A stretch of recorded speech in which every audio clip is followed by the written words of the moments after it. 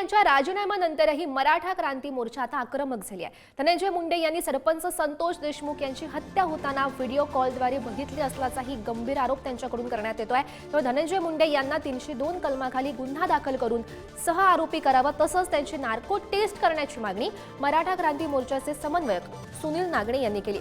अधिवेशन काळात या मागण्या पूर्ण नाही केल्या तर 6 मार्च नंतर मराठा क्रांती मोर्चाचे पदाधिकारी राज्यभर दौरे करून सर्व सामाजिक आणि मराठा संघटनांना भेटून एकत्र करून अधिवेशनाच्या शेवटच्या आठवड्यात विधानभवनावर भव्य मोर्चा काढू असंही त्यांचं म्हणणं आहे।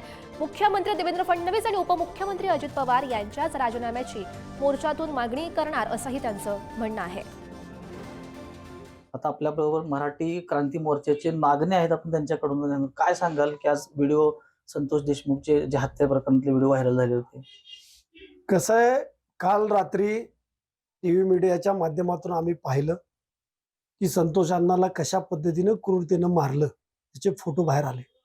ते पाहिल्यानंतर आम्ही मन अगदी सुन्न झालं आणि आमच्यासोबत अख्ख्या महाराष्ट्राचे सुद्धा सोशल मीडियामधून ज्या प्रतिक्रिया यायला लागल्या त्या पाहून अक्षरशः आम्हाला रात्रभर झोप नाही।